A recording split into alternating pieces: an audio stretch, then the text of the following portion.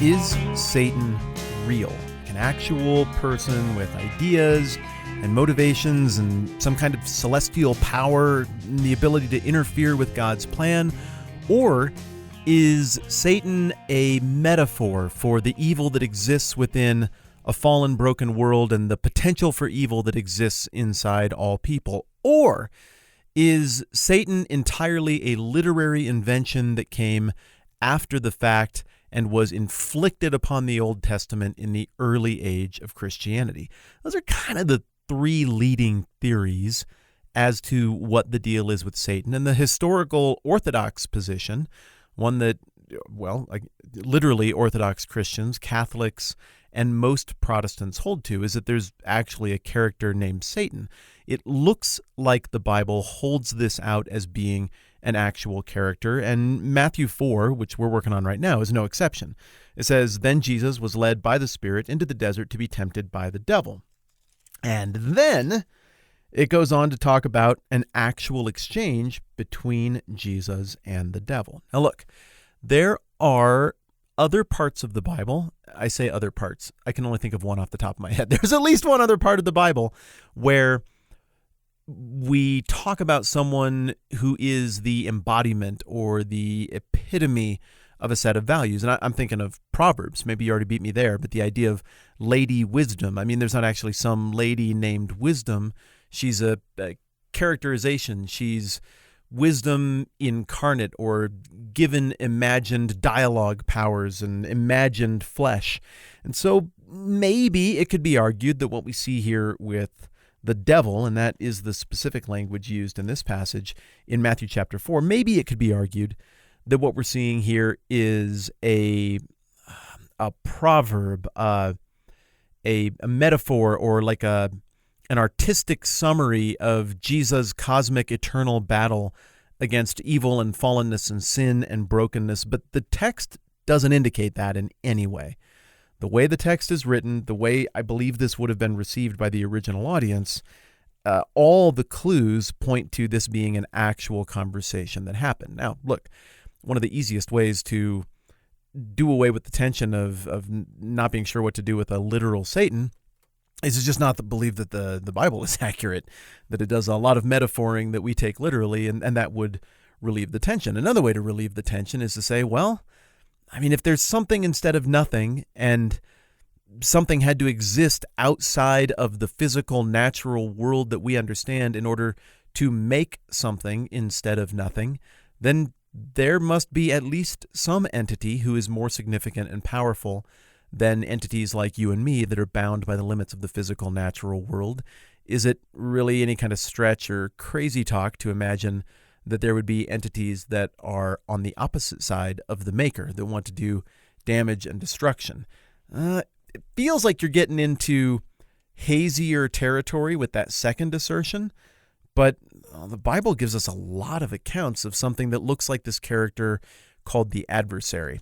And as we look at the history of Satan throughout the Bible, Lucifer, the devil, whatever you want to call him, it gets a little bit slippery because there are different names for this character. One of the principal passages that people will look at when they talk about Satan, for any reason or from any perspective, is in Ezekiel 28. Now, Ezekiel 28 literally says that it's talking about the ruler of a kingdom called Tyre. This was up north.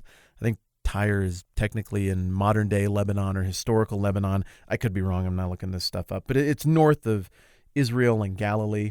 And in the middle of chapter 28, there's this pivot where the language goes from like politics and history and stuff that just sounds like you're talking about a dude who's doing stuff.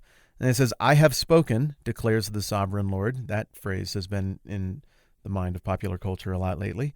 And then verse 11, it just pivots into stuff that doesn't sound like a person at all. It sounds like ethereal and otherworldly and powerful and atemporal. And why am I telling you what it sounds like? I'll just read it to you. So it says, "The word of the Lord came to me, Son of man, take up a lament concerning the king of Tyre, and say to him, this is what the sovereign Lord says. You were the model of perfection, full of wisdom and perfect in beauty. You were in Eden, the garden of God. Every precious stone adorned you, ruby, topaz, and emerald, chrysolite, onyx, and jasper, sapphire, turquoise, and beryl. I don't know if I'm saying these things right. I'm not very good at my jewels here. Your settings and mountings were made of gold. On the day you were created, they were prepared. You were anointed as a guardian cherub, for so I ordained you. You were on the holy mount of God. You walked among the fiery stones.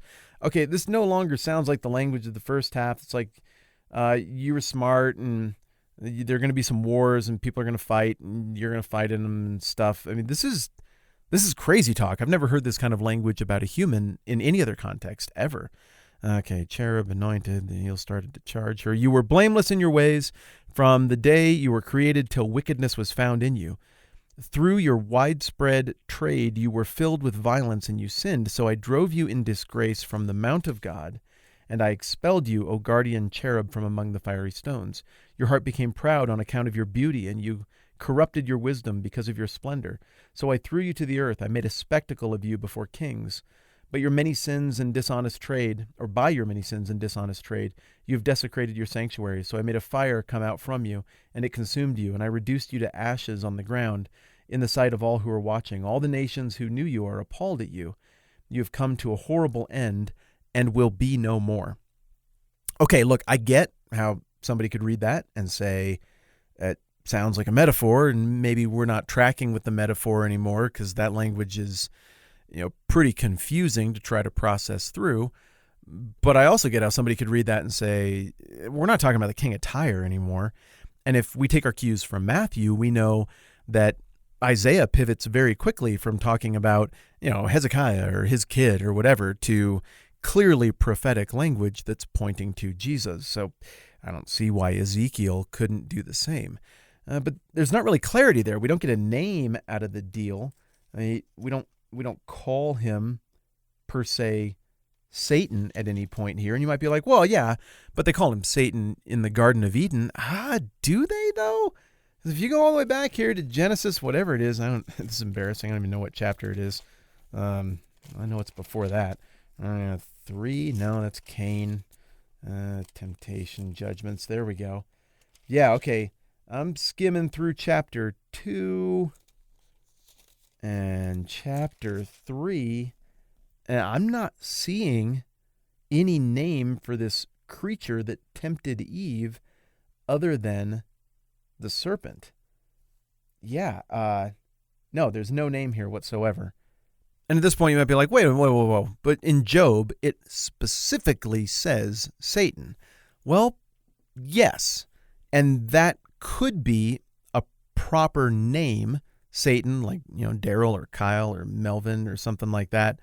Or it could just mean the adversary, because when the word Satan in Hebrew, and I'm not good enough at Hebrew to have any idea or remember what that actually is, but when that gets used, I am told by smart people in real life and in writing that about half the time this is referring to a human adversary or enemy, that it just really means like adversary, maybe in the context even of accuser, and that at a few points that word is used in a way that describes something that seems more celestial, like, we think of Lucifer or whatever. So some Bibles are going to translate that word as Satan, capital S, in the book of Job, when, Satan waltzes up and is like, hey, what about this, Job guy? And God, of course, is saying, Job's, great, he's a faithful servant. And Satan's like, yeah, that's because you're taking it easy on him. And so there's this heavenly counsel that is going on here.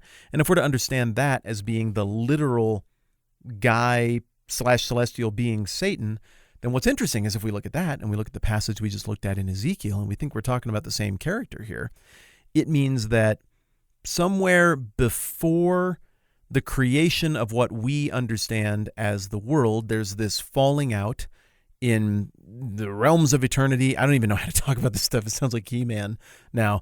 It gets really weird when you get before time. But there's this falling out, this celestial parting of ways, and Satan then goes about becoming this adversary, this enemy that wants to disrupt God's plan, to do all the things he wants to do, and apparently eventually to allow fallenness to happen, to allow redemption to happen. But if we're reading Job properly, and Job is to be understood as a story of an actual thing that happened as opposed to kind of a metaphor from a lost genre of literature where we wrestle through characteristics with characters and personalities who each represent an idea. If we read this as like an actual thing that happened, it means that somehow this accuser, this Satan character, still has access to the heavenly council. I don't know, is that word loaded theologically? Wherever God hangs out and talks with people beyond the physical realm. Again, this gets kind of confusing and sketchy. I understand that. So as we get into the New Testament, it becomes a little bit more clear. Like right here, we get a reference to the devil. We get references to the enemy, the father of lies. Paul, in the famous description of the armor of God, says, part of the reason we're doing that is to resist the fiery darts of the enemy, of Satan, of the devil. I can't even remember which word he uses there, but you can look it up. And then, in Revelation, too, we get a little bit more clarity about what's going on and who we were talking about in other parts of the Bible.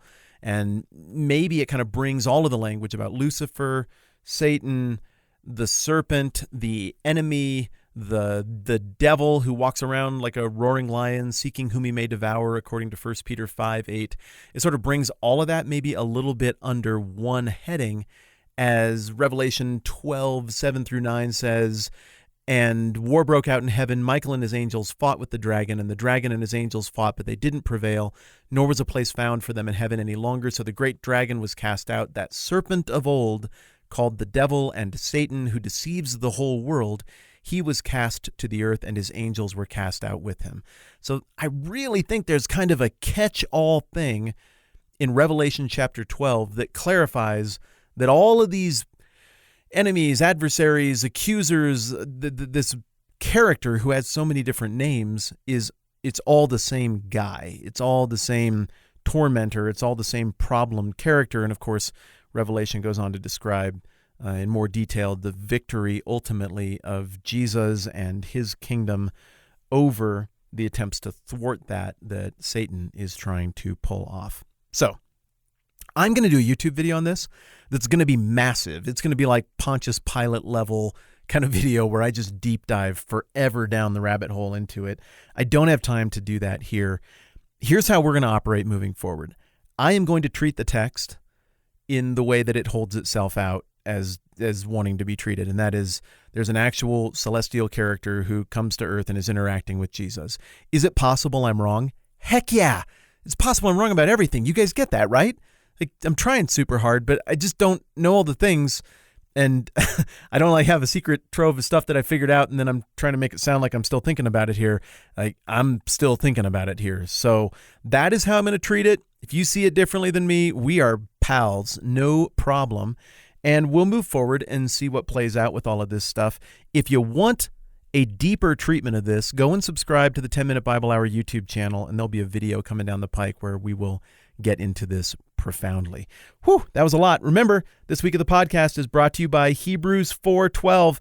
You should memorize it. You should put it in your brain and just tuck it away in there, because it's going to help you understand the whole Bible a whole lot better, whether you come to the same conclusions of belief as I do or other conclusions entirely. And either way, whichever of those places you land, golly, I like you, and I'm really glad that we get to do this together, and I can't wait to do more of it tomorrow.